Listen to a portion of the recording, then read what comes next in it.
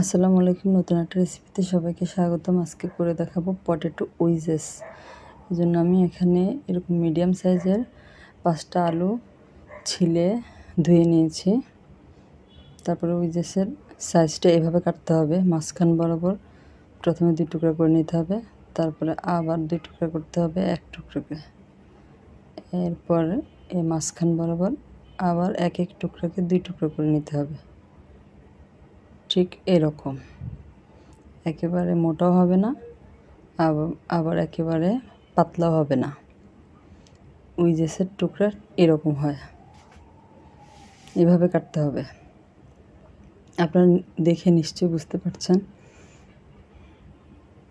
এভাবে আমি সবগুলো কেটে নেব। কাটা হয়ে গেলে বরফ ঠান্ডা পানিতে 10 মিনিট ভিজিয়ে রাখবো, যাতে পরবর্তীতে আলুগুলা সিদ্ধ করার পরে ভেঙে না যায় এবং সুন্দর শেপ থাকে। এই যে বরফ পানিতে আমি ভিজিয়ে রাখছি 10 মিনিটের জন্য।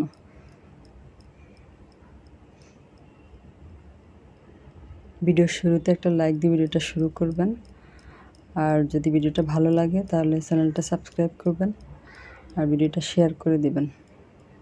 আর যদি ফেসবুক থেকে দেখে থাকেন তাহলে পেজে ফলো দিয়ে রাখবেন। তারপরে আমি একটা পাতিলে পর্যাপ্ত পরিমাণ পানি দিয়ে, পানিটা বলক উঠলে প্রায় 1.5 চা চামচের মতো লবণ দিয়ে দিলাম। তারপরে ঠান্ডা পানিতে ভিজিয়ে রাখা আলুগুলো উঠিয়ে নিয়ে গরম পানির মধ্যে দিয়ে দিলাম সিদ্ধ হওয়ার জন্য।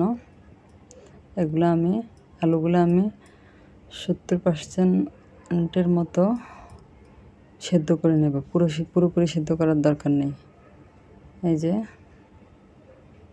সেদ্ধ হয়ে গেছে আমার আলুগুলো। আমি উঠিয়ে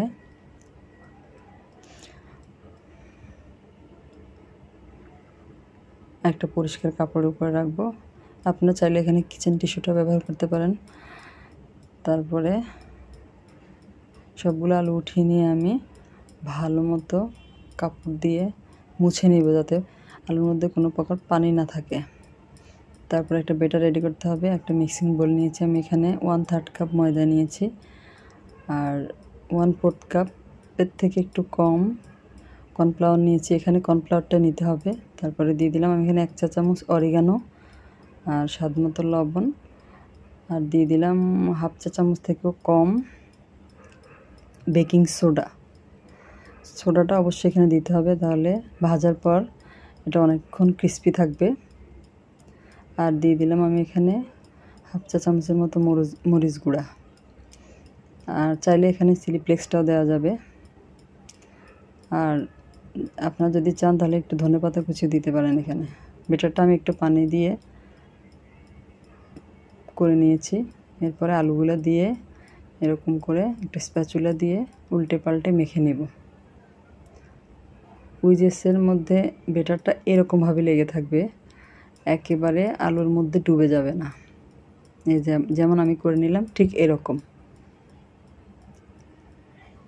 এই যে এরকম। তারপরে প্যানে পর্যাপ্ত পরিমাণ তেল গরম করে এটা হাই হিটে ভাজতে হবে। তেলে মিডিয়াম হিটে ভাজা যাবে না, হাই হিটে ব্রাউন কালার আসা পর্যন্ত এটা ভেজে নিতে হবে।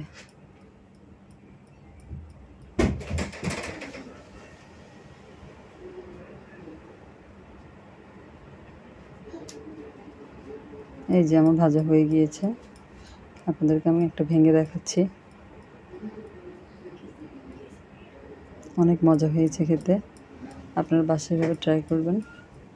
আজ এ পর্যন্তই। আল্লাহ হাফেজ।